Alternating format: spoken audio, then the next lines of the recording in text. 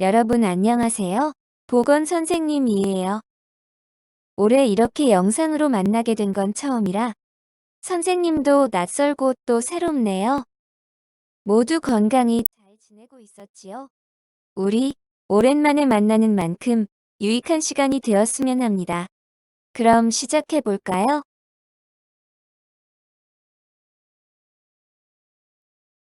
먼저 다음 뉴스를 보고 오늘 무엇을 배우게 될지 수업 주제를 떠올려 보세요. 승객들을 태우고 가던 택시 기사가 갑자기 의식을 잃고 쓰러져 앞차를 들이받았습니다. 그런데 승객은 아무 조치도 취하지 않은 채 그냥 떠나버렸고 택시 기사는 결국 숨졌습니다. 사고가 난 택시에서 가방과 짐을 내리더니 옆에 오는 택시를 잡아 타고 그냥 가시더라고요. 택시 기사가 의식을 잃고 쓰러져 있었지만 승객들은 119 신고나 그 어떠한 구호 조치도 하지 않았습니다. 뉴스를 보고 어떤 생각이 들었나요? 왜 승객들은 택시 기사를 두고 그냥 갔을까? 심폐소생술을 알 줄 몰랐던 걸까 하는 생각이 들었습니다. 그리고 승객들이 응급처치를 했더라면 또는 119 신고를 했더라면 택시기사가 살 수 있었을 것 같아요. 의식을 잃고 쓰러졌다 하니 심폐소생술을 알 줄 알아야 할 것 같습니다. 그리고 만약 여러분이 이런 상황에 놓여 있었다면 어떻게 대처했을 것 같나요? 어떻게 대처할 수 있었을지 구체적으로 떠올려 보시기 바랍니다. 여러분, 기사를 통해 오늘 우리가 공부할 내용을 파악했나요? 응급처치, 심폐소생술을 알아야 할 것 같습니다. 그렇습니다. 의식을 잃고 쓰러졌다면 심폐소생술 대상자인데 즉시 심폐소생술이 이루어지지 않아 사망한 사례를 소개하는 것으로 보아 심폐소생술의 필요성과 그 중요성을 언급하는 것 같죠. 자, 그럼 이번 시간에는 내 가족과 이웃을 살리는 심폐소생술과 자동심장 충격기에 대해 알아보도록 하겠습니다. 학습 목표를 함께 읽어볼까요? 심폐소생술의 정의를 알고 필요성에 대해 설명할 수 있다. 가슴 압박 소생술, 자동 심장 충격기 사용법을 이해하고 실시할 수 있다. 오늘 수업을 통해 우리는 심폐소생술이 무엇인지, 왜 필요한지와 어떻게 하는지를 알아보겠습니다. 여러분뿐만 아니라 선생님들도 1년에 한 번 이상 꼭 심폐소생술 교육을 받아야 하는데요. 우리는 대체 왜 심폐소생술을 알아야 하는 걸까요? 하나씩 살펴보겠습니다. 먼저 선생님이 강조하고 싶은 것은 생활습관병의 증가입니다. 생활습관병은 말 그대로 잘못된 생활습관에서 비롯되는 것으로 불균형한 식생활, 운동 부족 등 활동량 감소, 과로, 스트레스 등과 관련이 있습니다. 비만, 고혈압, 당뇨, 고지혈증과 같은 질환이 생활습관병에 속하는데요. 이러한 생활습관병의 증가로 인해 나이와 상관없이 심정지의 발생률이 높아지고 있습니다. 이전에는 할머니, 할아버지처럼 고연령층에서 발생했던 심정지가 이제는 20대, 30대 젊은 층에서도 꽤 발생하고 있다는 것입니다. 생활습관은 하루아침에 만들어지고 고칠 수 있는 게 아니죠. 지금 청소년기 때부터 심정지 발생 위험 요인이 되는 생활습관이 있는지 점검하고 건강한 생활습관으로 교정하여 유지할 수 있어야겠습니다. 그리고 심정지는 이 사람은 언제, 어디서 심정지가 발생할 수 있을 것 같은데 하고 예측을 하기가 어렵습니다. 그래서 심정지 발생 10건 중 6건에서 8건의 사례가 가정, 학교, 직장, 길거리 등 의료시설 이외의 장소에서 발생합니다. 따라서 첫 목격자는 구급대원 의사, 간호사 등 의료인이 아닌 가족, 동료, 행인 등 주로 일반인인 경우가 많습니다. 즉, 매년 교육을 받아 심폐소생술을 알고 직접 행할 수 있어야 하는 이유는 나에게 소중한 사람들을 지키기 위해서입니다. 이들을 지키는 것이 결국 나를 지키는 일이기도 하겠죠? 자, 그럼 심폐소생술이 무엇인지 자세히 알아보겠습니다. 심폐소생술은 호흡이나 심장 박동이 멈췄을 때, 즉, 호흡과 심장의 펌프 기능이 정지된 대상자에게 호흡을 불어넣고 가슴을 압박하여 심장과 폐의 기능을 다시 살리는 응급처치법입니다. 심폐소생술 하면 떠오르는 이 두 가지 그림. 익숙하지요? 이처럼 호흡을 불어넣고 가슴을 압박하는 처치를 통해 심장과 폐의 기능을 다시 살리는 것. 조금 더 자세히 설명하면 호흡을 불어넣고 가슴을 압박하는 과정을 통해 정지된 심장을 대신해 심장과 뇌 등 우리 몸 구석구석에 산소가 포함된 혈액을 공급해주는 것이 심폐소생술의 원리인데요. 산소가 포함된 혈액 공급을 위해 반드시 기능해야 하는 것이 폐와 심장입니다. 우리는 폐의 대표적 기능 호흡, 숨을 내쉬고 들이마시는 과정을 통해 이산화탄소를 배출하고 산소를 취하면서 산소가 포함된 혈액이 만들어지고 심장의 펌프 기능에 의해 이 산소가 포함된 혈액을 우리 몸 구석구석 전신으로 공급해주게 됩니다. 왜 호흡을 불어넣고 가슴 압박을 해야 하는지 그 원리를 알 수 있었나요? 생명 유지에 필수적이어야 하는 게 산소가 포함된 혈액이 전신으로 공급되어야 한다는 것인데, 이를 위해서는 폐와 심장이 정상적으로 기능해야 하겠죠?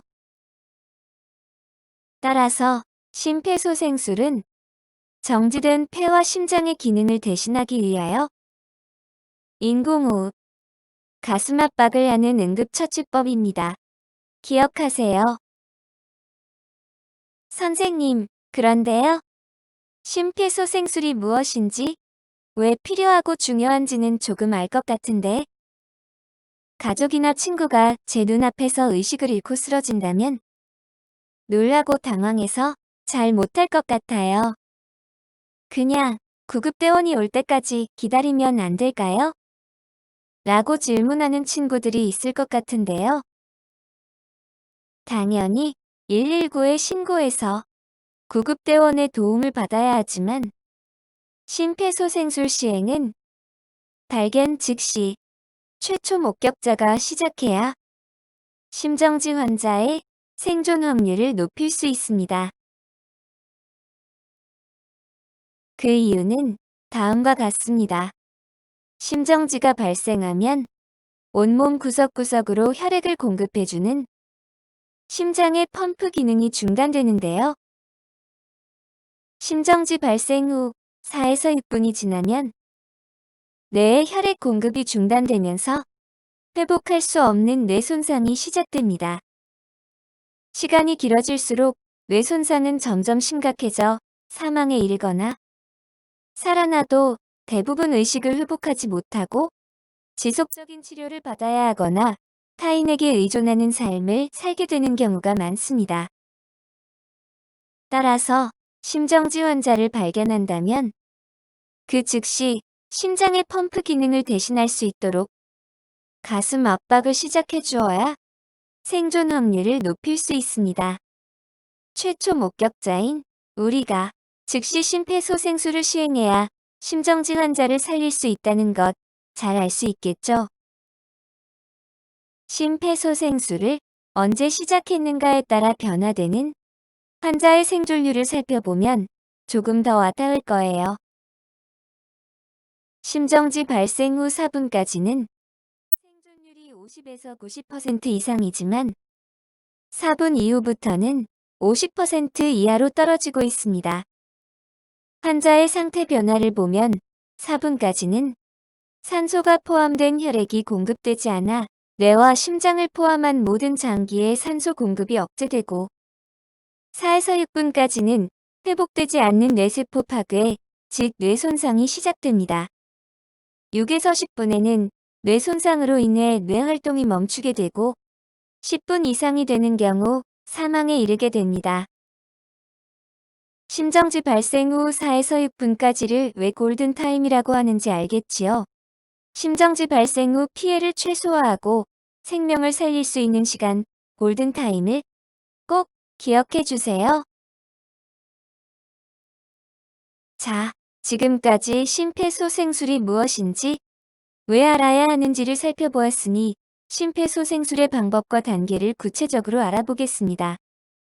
가슴 압박 소생술과 자동심장 충격기 사용으로 나누어서 살펴볼 텐데요. 먼저 가슴 압박 소생술의 단계를 알아보고 자동심장 충격기가 준비되었을 때 어떻게 사용할지를 살펴보겠습니다. 심폐소생술의 단계는 환자 발견 후 의식과 호흡 등 반응을 확인하고 주변의 도움을 요청합니다. 그 후엔 즉시 가슴 압박 시작. 인공호흡을 하는 과정 중에 자동심장 충격기가 준비되면 이를 사용하는 것까지가 전체적인 흐름입니다. 그런데 의료인이 아닌 일반인 구조자의 경우 심폐소생술 과정 중 인공호흡을 생략하고 가슴 압박만 하는 가슴 압박 소생술을 시행하도록 하고 있습니다. 심폐소생술이 이렇게나 중요한데 왜 시도조차 하지 않을까? 못할까? 를 조사해봤더니 인공호흡에 거부감을 가졌거나 인공호흡을 잘 해낼 자신이 없어서 라는 응답 결과가 많았다고 합니다. 심정지를 발견한 최초 목격자가 아무것도 하지 않는 것보다 가슴 압박만이라도 시행하는 것이 생존율을 높일 수 있을 뿐 아니라 실제로 가슴 압박 소생술과 심폐소생술 결과 생존율을 비교했을 때 큰 차이가 없었다고 합니다. 그래서 오늘 우리는 인공호흡은 하지 않고 가슴 압박만을 시행하는 가슴 압박 소생술을 자세히 살펴보도록 하겠습니다. 첫 단계는 쓰러져 있는 환자 발견 시 반응을 확인하는 것입니다. 환자의 양쪽 어깨를 가볍게 두드리며 "저기요, 괜찮으세요?" 라고 질문하면서 의식과 호흡 등 반응을 확인합니다. 의식과 정상적 호흡이 없다면 도움을 요청해야 합니다. 만약 움직이거나 신음소리를 내는 등 반응이 있는 경우 또는 반응은 없지만 정상적인 호흡을 보이는 경우 이처럼 한쪽 팔을 아래에 대고 옆으로 돌아 눕는 자세를 취해줍니다. 이 자세는 입 안에 있는 이물이 반드시 공기만 드나들어야 하는 기도로 넘어가지 않도록 합니다. 예를 들어 구토를 하는 환자의 경우 바른 자세로 눕혀 있다면 기도로 구토물이 다 흡인되겠지요. 의식과 정상적 호흡이 없는 상태일 때에는 바로 구조 요청을 해야 하는데요. 주위에 도와줄 사람이 있다면 119 신고와 자동 심장 충격기를 요청하는데 이때 회색 티셔츠를 입은 남성분 119에 신고해 주시고 김다혜 선생님 자동 심장 충격기를 갖다 주세요. 이렇게 정확히 구체적으로 지목하여 요청해야 합니다. 만약 도와줄 사람이 없다면 직접 119 신고를 먼저 해야 하는데요. 119에 신고할 때에는 환자 발생 장소, 발생 상황, 환자의 상태를 알리고 응급의료 상담원의 안내에 따라 조치하게 됩니다. 상담원의 질문에 답하면서 안내에 따라 구조 활동을 하기 위해서 스피커폰으로 전환하여 통화를 하는 것이 바람직합니다. 이처럼 119 신고를 하면 응급의료상담원이 심정지 확인부터 가슴 압박 소생술을 하는 모든 과정에서 도움을 주는 것을 전화도움 심폐소생술이라고 합니다. 119 신고만 할 수 있다면 모든 절차에서 전문가의 도움을 받아 구조 활동을 할 수 있으니 두려워할 필요가 없겠죠? 반응 확인 후 구조 요청. 그 다음 단계는 즉시 가슴 압박을 시작하는 것입니다. 가슴 압박을 위해서는 환자를 바닥이 평평하고 단단한 곳에 등을 대고 눕혀야 합니다.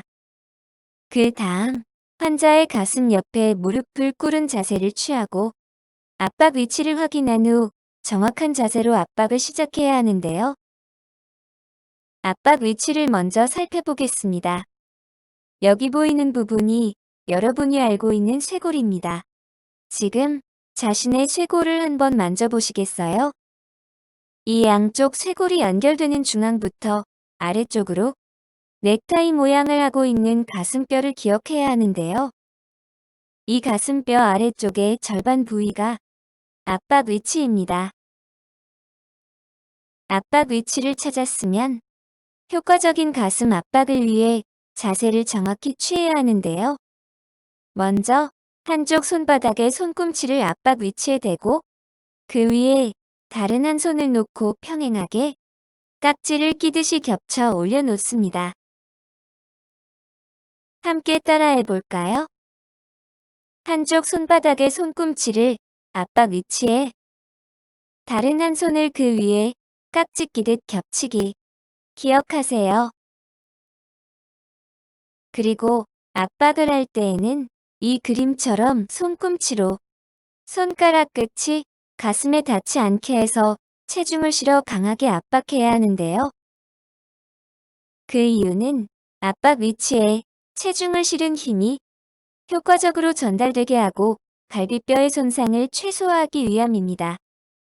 이처럼 손바닥 전체를 대고 압박하면 힘이 전달되는 면적이 넓어져 그 주변 갈비뼈 손상이 더 심해지겠죠. 하지만 의료인이 가슴 압박을 적절히 시행하더라도 갈비뼈가 손상되는 것은 흔한 일이라고 하니 이에 대한 두려움으로 심폐소생술을 주저할 필요가 없습니다. 심정지가 의심되는 환자에게 아무런 조치를 하지 않는 것에 비해 가슴 압박으로 인한 갈비뼈 손상은 비교적 큰 문제가 되지 않기 때문입니다. 자, 이제 압박 위치를 잘 찾았으면 전체적인 자세를 살펴보아야 하는데요. 팔꿈치를 곧게 펴서 어깨와 일직선이 되도록 하고 나의 어깨와 환자의 가슴이 수직이 되게 합니다. 이 자세를 갖춰야 체중을 실어 강하게 압박을 할 수 있어요. 팔꿈치 펴기, 그리고 내 어깨와 팔꿈치, 환자의 가슴이 수직이 되게 해야 한다는 것 유의하세요. 자세를 모두 갖췄으면 압박을 시작해야 하는데요. 속도는 분당 100회에서 120회로 대략 1초에 2번 정도, 그리고 깊이는 약 5cm입니다. 생각보다 빠르고 깊게 압박해야겠죠? 그리고 또 중요한 것. 가슴 압박 후 가슴이 완전히 이완되도록 해야 합니다. 심장으로 다시 혈액이 충분히 채워지도록 하기 위함인데요. 압박할 때 심장 안의 혈액을 심장 밖으로 밀어내고 이완할 때 심장 안으로 혈액이 채워지는 스포이드의 원리를 기억하면 될 것 같아요. 가슴 압박 시 유의해야 할 것들이 몇 가지 있었는데요.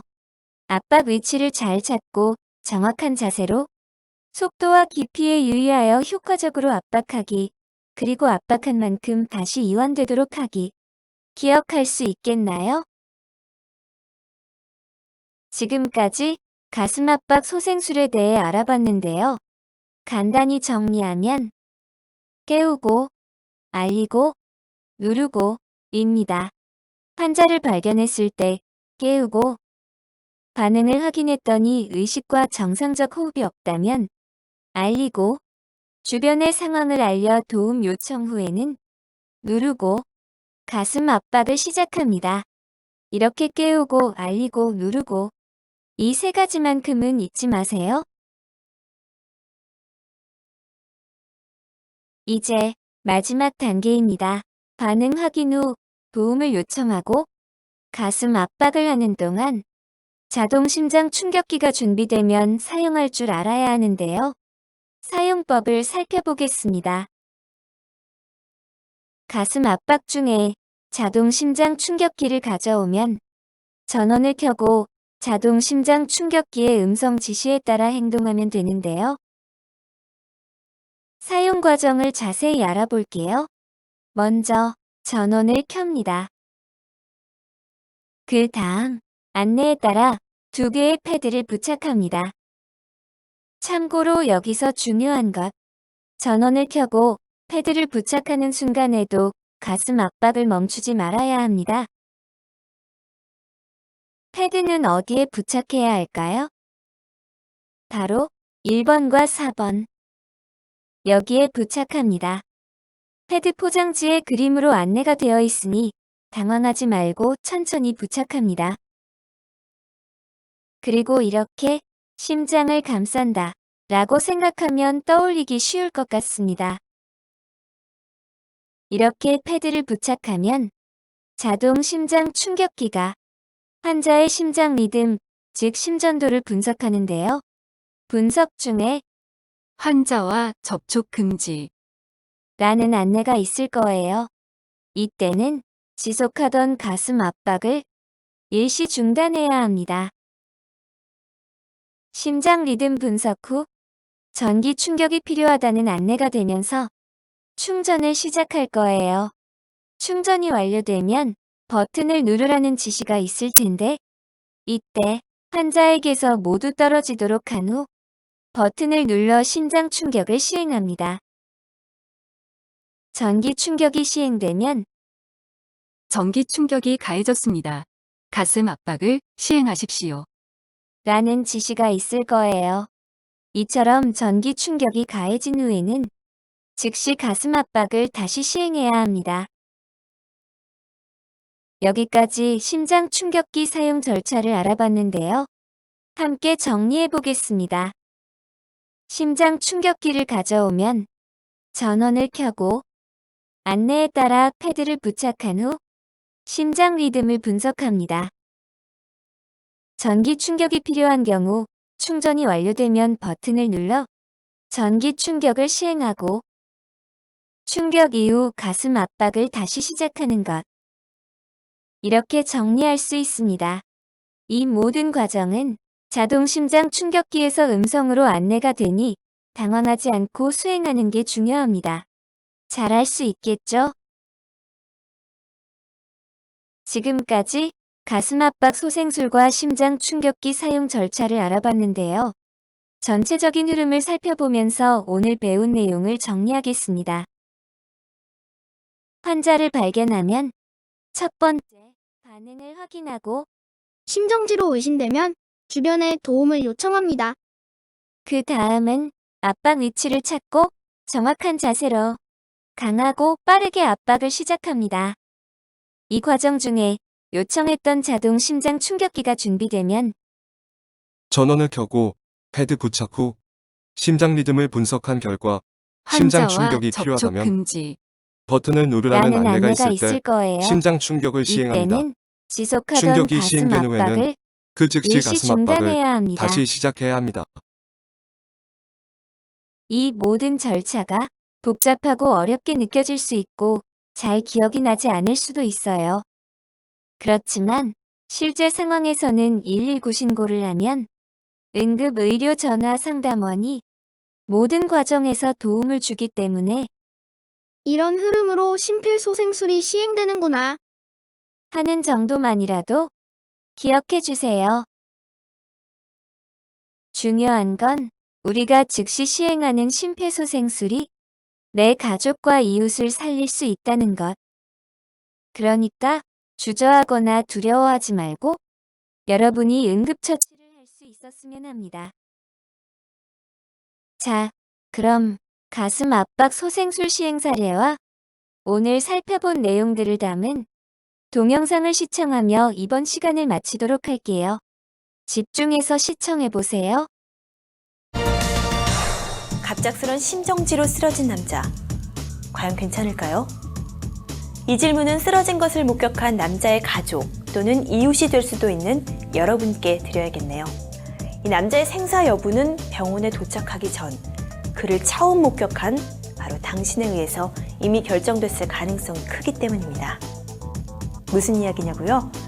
최초 목격자인 당신의 작은 행동 하나가 이 남자의 생명을 살릴 수 있다는 뜻입니다. 키 크고 몸매 좋은 학생들은 다 모였다는 한 예술고등학교의 모델학과. 저번 시간에 좀 미진했던 거 오늘 좀 보완을 할 테니까 선생님 말 잘 따라주고. 이날도 어김없이 학생들은 최고의 모델이 되기 위해 워킹 연습을 하고 있었는데, 그러나 지나칠 정도로 평범한 이 일상 뒤에 벌어진 엄청난 사건. 그 누구도 예측하지 못했다. 그 당일날은 모든 게 다 괜찮았어요. 밥도 잘 먹었고.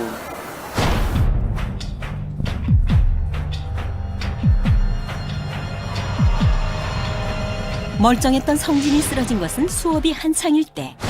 그 김성진 학생이 뒤로 그냥 그대로 이렇게 뒤로 넘어가더라고요. 이렇게 였는 줄 보였는데 너무 당황해가지고 그냥 뛰어갔었죠. 하지만 성진은 이미 의식도 호흡도 없는 상태였다. 표정 자체가 제가 느낀 거가 그 김성진 학생이 선생님 저 좀 살려주세요 라고 소리 지르는 눈빛이었었어요. 타자! 119 85에! 순식간에 일어난 일. 선생님도 당황스럽긴 마찬가지였다. 하지만 성진이를 살리려면 무엇이라도 해야 할 상황. 둘, 셋, 넷, 다섯, 여섯. 어떻게 대응을 해야 되는지조차 저는 이제 생각을 한 거보다 반사적으로 그 친구한테 심폐소생술을 해야겠다라는 생각을 했습니다.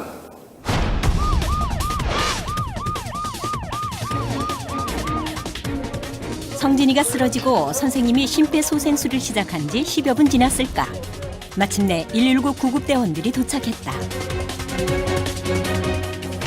의식호 맥박 없어요.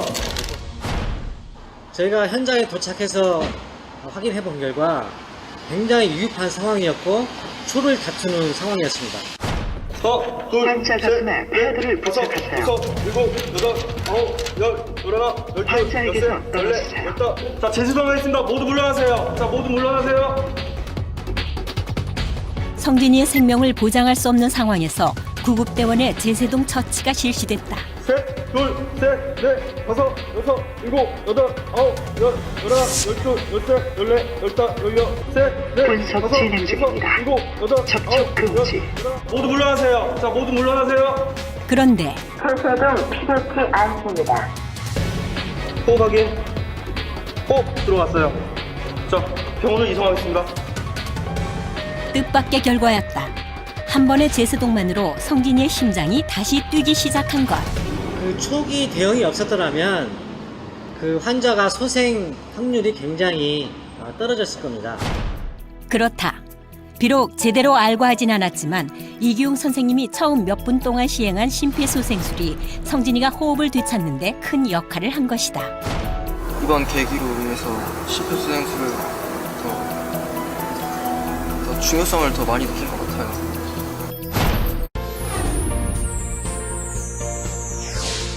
만약 여러분의 가족이나 주변 사람에게 심정지가 발생한다면 어떻게 하시겠습니까? 심정지 환자를 구할 수 있는 유일한 방법은 바로 심폐소생술입니다. 심정지가 발생하면 혈액순환이 즉시 중단됩니다. 심폐소생술은 정지된 심장을 대신하여 심장과 뇌에 산소가 포함된 혈액을 공급해주는 아주 중요한 응급처치입니다. 심정지 발생부터 가능한 빨리, 늦어도 5분 이내에 심폐소생술이 시작돼야 생존 가능성이 높아집니다. 자, 지금부터 5분의 기적, 심폐소생술에 대해 배워보겠습니다. 쓰러진 사람을 발견한다면 가장 먼저 심폐소생술이 필요한 상태인지 알아봐야 합니다. 먼저 환자에게 접근하기 전에 현장 상황이 안전한지를 판단한 후 환자에게 다가갑니다. 여보세요? 여보세요? 괜찮으세요? 제 말 들리세요? 환자의 어깨를 가볍게 두드리며 환자의 반응을 살피세요. 환자의 반응이 없을 경우 심정지 상태를 의심하고 재빨리 도움을 청해야 하는데요. 거기 안경 쓴 남자분 빨리 119에 신고해주세요. 그리고 청바지 입은 여자분 심장 충격기 가져다 주세요. 신속하게 119에 신고하고 심장 충격기를 요청한 후 환자의 호흡을 체크합니다. 직접 119에 신고한 뒤 응급 의료 전화 상담원의 안내에 따릅니다. 119입니다. 무엇을 도와드릴까요? 저희 아버지가 갑자기 쓰러지셨어요. 도와주세요. 환자 발생한 위치가 어디입니까? 한국동 대한아파트 101동 1004호입니다. 의식이 있습니까? 아니요, 깨워도 반응이 없어요. 숨을 쉬지 않는 것 같아요. 환자는 지금 심정지 상태로 판단됩니다. 구급차를 보냈으니 안심하시고 스피커폰으로 바꾼 뒤 안내에 따라 심폐소생술을 해주세요.